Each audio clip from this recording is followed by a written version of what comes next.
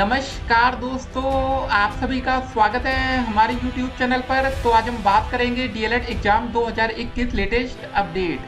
तो आज हमारी तारीख हो चुकी है 14 अक्टूबर 2021 की बड़ी अपडेट में सबसे पहले बात करेंगे आज की ब्रेकिंग न्यूज। जी हाँ दोस्तों, चतुर्थ सेमेस्टर एग्जाम डेट और द्वितीय सेमेस्टर रिजल्ट की पूरी अपडेट को देखेंगे। यूपी टेट की तैयारी आपको कैसे करना है और देखिए टीईटी परीक्षा पास करने का आसान तरीका हम इस वीडियो में देखेंगे।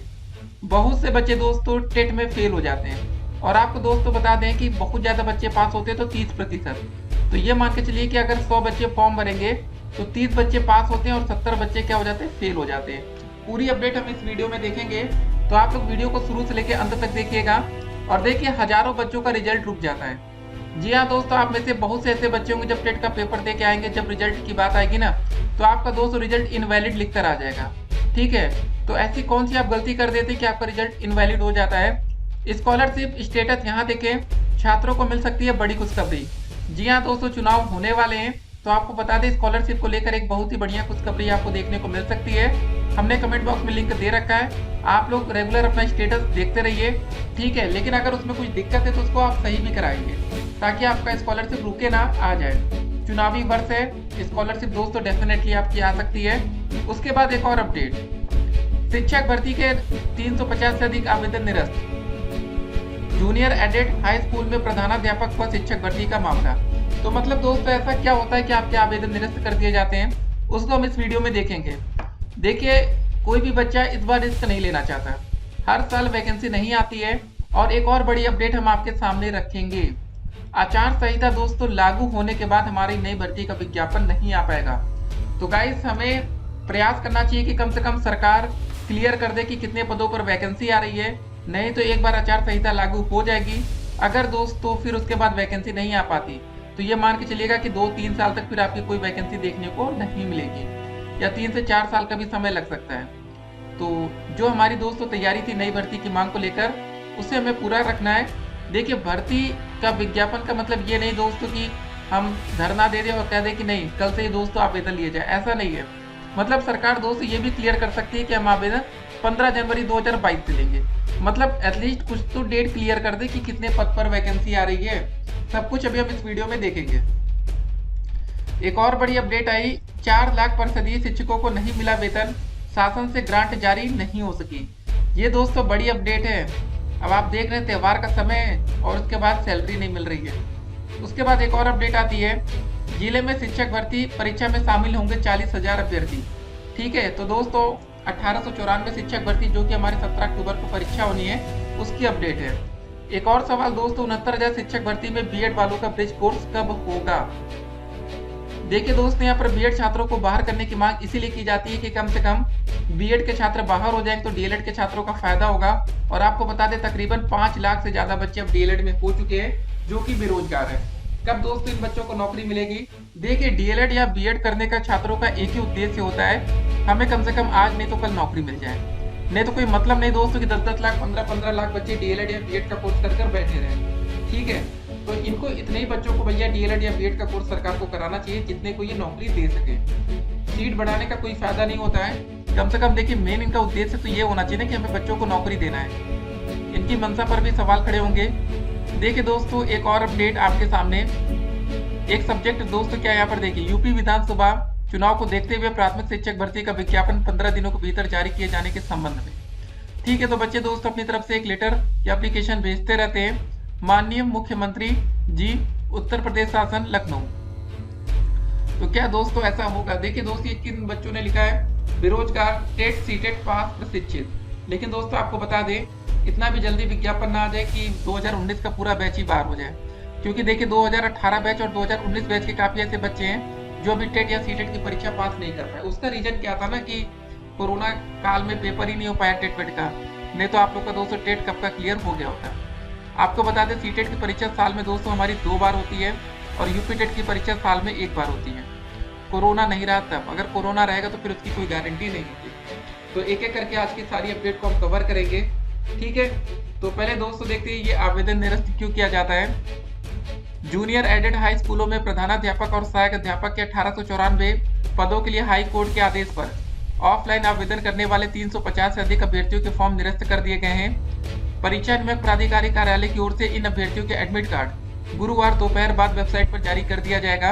इन अभ्यर्थियों के लिए प्रयागराज में 5 अतिरिक्त परीक्षा केंद्र बनाए गए हैं। हाई कोर्ट के आदेश पर स्नातक में 50% से कम अंक पाने वाले बीएड योग्यताधारी 2223 अभ्यर्थियों ने 7 अक्टूबर की रात 12 बजे तक ऑफलाइन आवेदन या जमा किया था। इनमें से 1850 के आसपास अभ्यर्थियों के प्रवेश पत्र जारी कर दिए गए। जिन अभ्यर्थियों के आवेदन निरस्त किए गए हैं उनमें से अधिकांश ऐसे हैं जिन्होंने नए सिरे से आवेदन किया है, यानी दोस्तों सभी अर्हता होने के बावजूद वे पूर्व में ऑनलाइन आवेदन नहीं कर सके थे। ठीक है, हाई कोर्ट के आदेश की आड़ में परीक्षा में शामिल होना चाह रहे थे, लेकिन दोस्तों देखिए यहाँ पर क्या था कि जो बच्चे मतलब 50% से ज्यादा नंबर थे उन्होंने पहले आवेदन ना करके अभी आवेदन किया था। ठीक है, तो उसका फायदा उठाना चाह रहे थे, लेकिन भैया पीएनपी कितनी चतुर है आप यहाँ देख सकते हैं। कुछ अभ्यर्थियों के दोस्तों अन्य कारणों से भी आवेदन पत्र निरस्त किए गए हैं। रजिस्ट्रार परीक्षा नियमक राजशेखर सिंह ने साफ किया है कि अभ्यर्थियों को किसी अन्य माध्यम से प्रवेश पत्र नहीं भेजा जाएगा। सैकड़ों अभ्यर्थियों को नहीं मिला प्रवेश पत्र, तो दोस्त ये पूरा मामला है। तो देख सकते हैं कि भैया पीएनपी कितनी चतुर है यहाँ पर।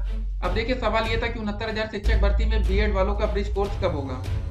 69,000 शिक्षक भर्ती में बीएड वालों का ब्रिज कोर्स कब होगा। प्रथम चरण में नियुक्ति पाए शिक्षकों का 1 साल पूरा हो रहा है। विधानसभा चुनाव 2022 के लिए नवंबर अंत तक आचार संहिता लागू हो जाएगी। इसके लिए नवंबर से पहले ब्रिज कोर्स शुरू होना चाहिए, अन्यथा शिक्षकों की नियुक्ति संकट में आ जाएगी। आप सभी नवनियुक्त शिक्षकों से अनुरोध है अभी से प्रयास करना शुरू कर दे। जी हाँ दोस्तों, ब्रिज कोर्स भी जरूरी था। ठीक है, और डीएलएड के छात्र इसीलिए मांग कर रहे थे या तो हमें टीजीटी वैकेंसी में मौका दे दिया जाए या तो बीएड के छात्रों को प्राथमिक भर्ती से बाहर कर दिया जाए। उसके बाद दोस्तों देखिए हर एक जिले के अलग अलग अपडेट है कि कहीं पर 40,000 बच्चे शामिल होंगे, कहीं पर और ज्यादा, कहीं पर और कम। अब देखिए हम बात कर रहे थे कि यूपी टेट की आपको तैयारी कैसे करना है।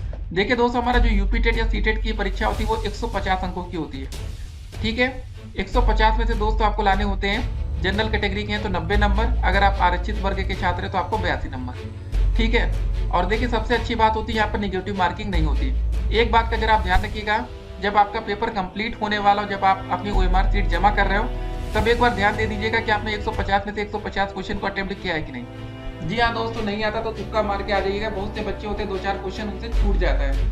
कैसे छूट जाता है कि आप लोग दोस्तों सीरियल से नहीं होता है, ऐसे बिल्कुल ऐसे बबल किए रहते, बीच में का क्वेश्चन छोड़ देते हैं, सोचते हैं बाद में चलो इसको हम देख लेंगे, लेकिन अंत में 2-4 क्वेश्चन आपके छूट जाते हैं।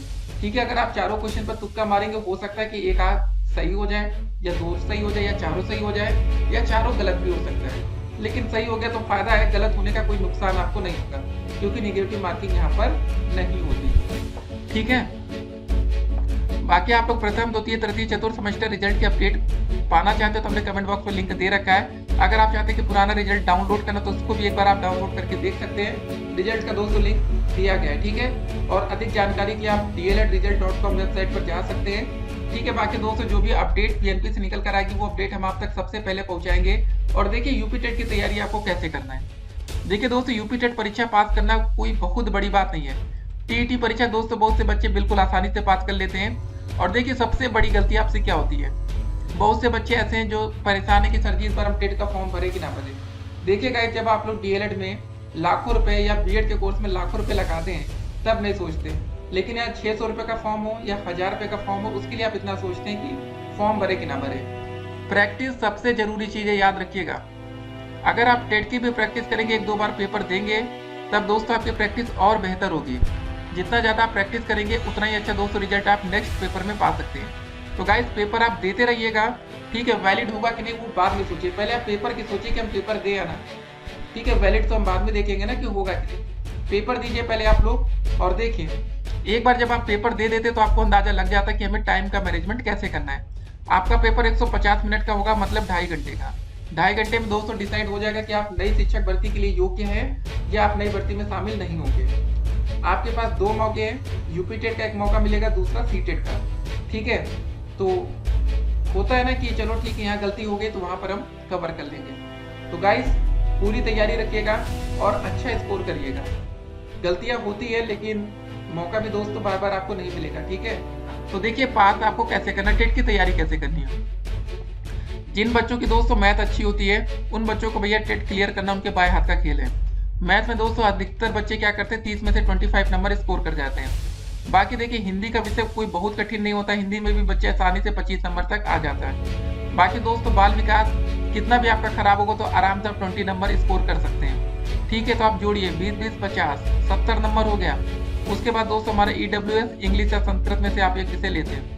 EWS में मान लेते कि आप 15 ही क्वेश्चन सही करते हैं। हम बिल्कुल बता रहे जो बच्चे पढ़ते नहीं है, और बिना पढ़े आप इंग्लिश या संस्कृत में भी अगर आप जो सब्जेक्ट चूज करेंगे, अगर आपकी इंग्लिश अच्छी होगी तभी तो आप इंग्लिश लेंगे। तो मतलब परीक्षा पास करना, जिन बच्चों की गणित अच्छी है उनके लिए दोस्तों बाएं हाथ का खेल है। ठीक है, तो आप समझ सकते हैं 50 ये हो गया, 70 ये हो गया, 15 15 30 100 नंबर। कम पढ़े लिखे बच्चों के लिए हम बता रहे हैं। जो बच्चे ज्यादा पढ़ते हैं वो बच्चे तो आसानी से यूपी टेट में 120 प्लस स्कोर कर जाते हैं। तो आप देख सकते हैं कि हिंदी इतना कठिन विषय नहीं कि आप 25 नंबर नहीं ला सकते। ठीक है, दिक्कत आपको आ सकती है EWS थोड़ा पढ़ना पड़ेगा। EVS मतलब EWS तो दोस्तों कैटेगरी होती है EVS। ठीक है, बाकी दोस्तों इंग्लिश या संस्कृत सोच समझ कर आप लोग लीजिएगा। बाकी अगर आप 2019 बैच के छात्र हैं तब तो आपने भैया एक बार भी संस्कृत का पेपर दिया ही नहीं है। आपने दोस्तों सेकंड सेमेस्टर हो चाहे आपका 4th सेमेस्टर हो, आपने दोनों बार कौन सा विषय का पेपर दिया है, इंग्लिश का। तो आप लोग सोच समझ कर फॉर्म भरिएगा, देख लीजिएगा आपका जो विषय मजबूत हो उसी को रखिएगा। अगर आपको लगता है कि आप संस्कृत में एक अच्छा स्कोर कर सकते हैं तो संस्कृत भरिएगा, क्योंकि आपने प्रथम सेमेस्टर में संस्कृत की पढ़ाई की होगी। उसके बाद ही तो कोरोना आया था ना, कोरोना पहले तो था नहीं। तो ये दोस्तों पूरा मामला है। बाकी जो भी अपडेट निकल कर आएगी वो अपडेट हम आप तक पहुंचाएंगे। बच्चों ने दोस्तों क्या पत्र लिखा देखिए। ज्ञात है कि कुछ दिन पूर्व सरकार द्वारा बेसिक शिक्षा विभाग में शिक्षक छात्र अनुपात और शिक्षकों के रिक्त पदों के संबंध में 3 सदस्यीय कमेटी का गठन किया गया। कमेटी की रिपोर्ट अभी तक प्रस्तुत नहीं हो पाई है। चुनाव आयोग जल्द ही आचार संहिता की घोषणा कर सकता है। करीब 10 से लेकर 15 लाख प्रशिक्षितों के भविष्य का सवाल है, जिसमें से DLED BTC से ही करीब 5 लाख प्रशिक्षित हैं, जिनको बीते 3 सालों से प्रदेश सरकार की तरफ से एक भी भर्ती नहीं मिली। अतः प्रार्थना है कि विधानसभा आचार संहिता से पूर्व ही भर्ती का विज्ञापन निकाला जाए और प्रदेश सरकार यह सुनिश्चित करे कि चुनाव पूर्व भर्ती प्रक्रिया पूरी करा ली जाए, वरना हम सभी प्रशिक्षित आगामी विधानसभा चुनाव में प्रदेश सरकार के विरुद्ध अपना मत देंगे। जी हाँ दोस्तों, देखिए बच्चों ने भैया खुलेआम कह दिया कि अगर वैकेंसी नहीं आती तो हम इस सरकार को एक भी वोट नहीं देंगे, ना अपने घर वालों से वोट करने देंगे। ठीक है, आशा करते हैं कि माननीय मुख्यमंत्री जी हम सबके आशाओं आकांक्षाओं को पूरा करेंगे। धन्यवाद। समस्त प्रार्थी बेरोजगार टेट सीटेट पास प्रशिक्षित। तो गाइस ये देख लीजिए बच्चे क्या कह रहे हैं, जो कि आपके सामने सही बात है। जब कोई बच्चा 1.5-2 लाख रुपए लगाकर BTC DLED या BEd का कोर्स करता है तो एक उम्मीद रहती है कि हमें नौकरी मिलेगी। आज भी दोस्तों लाखों बच्चे BEd में एडमिशन ले रहे हैं, DLED में एडमिशन ले रहे हैं, सिर्फ एक उम्मीद से कि हमें नौकरी मिलेगी। एक बात याद रखिएगा, आने वाले समय में दोस्तों हो सकता है कि BEd को प्राइमरी भर्ती से बाहर किया जाए या तो DLED छात्रों को TGT में मौका दिया जाए। ये दोस्तों लगभग कन्फर्म है होना, क्योंकि देखिए BEd के जो बच्चे आए थे प्राथमिक भर्ती में उस समय DLED छात्रों की संख्या बेहद कम थी। तो DLED का 2017 बैच आप देख सकते हैं यहाँ पर 17 बैच, 18 बैच, 19 बैच। अब दोस्तों हमारा जो नया बैच आ गया DLED का 2021 बैच। ठीक है, तो बाकी ये 3 बैच लगभग हमारे कंप्लीट हो चुके हैं। तो समझ सकते हैं लगभग 5 लाख बच्चे बेरोजगार हैं। 21 का दोस्तों नया बैच आ रहा है। अब बताइए अगर सरकार इन बच्चों को नौकरी नहीं दे पाएगी तो BEd के छात्रों को शामिल करने का फायदा क्या? मतलब DLED में 5 लाख बच्चों ने लाखों रुपए लगाकर अपना कोर्स कंप्लीट किया या कंप्लीट होने वाला है, उन बच्चों को भी तो नौकरी मिलनी चाहिए ना। तो सरकार को दोस्त यहाँ पर सोचना चाहिए, एक अच्छी इनको प्लानिंग करनी चाहिए कि बच्चों को हम नौकरी कैसे दे पाए। अब 5 लाख बच्चों को नौकरी नहीं दे पाएंगे तो कम से कम 70,000, 97,000, 51,000 जो भी वैकेंसी निकाले, अधिक से अधिक बच्चों को शामिल होने का मौका मिले। और देखिए अगर वैकेंसी दोस्तों चुनाव से पहले नहीं आ पाती तो चुनाव के बाद उम्मीद मत करिएगा कि तुरंत वैकेंसी आएगी। 2-3 साल तक दोस्तों फिर तो चलिए मिलेंगे एक और वीडियो में। और देखिए दोस्तों जो हमारी चतुर्थ सेमेस्टर एग्जाम की डेट शीट है ना, वो नवंबर से पहले तो नहीं आने वाली। 2-3 सेमेस्टर का रिजल्ट अगर समय से नहीं आता तब और ज्यादा दिक्कतें बढ़ जाएंगी। प्रयास आप लोग जारी रखिए, नहीं तो PNP की लेट लतीफी से आपका भविष्य बर्बाद हो सकता है। ठीक है, बाकी दोस्तों यूपी टेट जो भी अपडेट्स आएंगे अपडेट हम आप तक पहुंचाते रहेंगे। फिलहाल आपको यूपी टेट में अगर आपकी मैथ अच्छी है तो आप यूपी टेट और सीटेट को लेकर बिल्कुल परेशान मत होइए। मैथ कमजोर है तभी आपको दोस्तों दिक्कत हो सकती है। अगर देखिए आप मैथ में ज्यादा कमजोर छात्र हैं तब आप लोग सीटेट पर ज्यादा फोकस करिएगा, क्योंकि सीटेट में 15 अंक की भैया मैथ में भी पेडागोजी रहती है। तो सीटेट को क्लियर करना आपके लिए बाएं हाथ का खेल होगा। देखिए होता क्या है ना कि काफ़ी बच्चे डर जाते हैं। देखिए सही बात यही है। इसीलिए दोस्तों जो बच्चे फेल होते हैं यूपी टेट या सीटेट में भी, आप उनका नंबर उठा लीजिएगा। 10 से लेके 2 नंबर, 3 नंबर, 5 नंबर, एक नंबर से बच्चे फेल हो जाते हैं। हजारों बच्चों का रिजल्ट भी रुकता है, ये बिल्कुल सच्चाई हम बता रहे हैं। कल को आपके साथ ऐसा ना हो, इसलिए हम पहले से आपको बता दे रहे हैं। पिछली बार बच्चे बहुत परेशान हुए कि सर जी हमारा पेपर इतना अच्छा गया था, बच्चे आके नंबर मिला लिए, लेकिन OMR भरने में कभी रोल नंबर या कभी इधर उधर गलती हो जाती है, रिजल्ट रुक जाता है। चलिए मिलेंगे एक और वीडियो में, तब तक के लिए stay connected, have a nice day.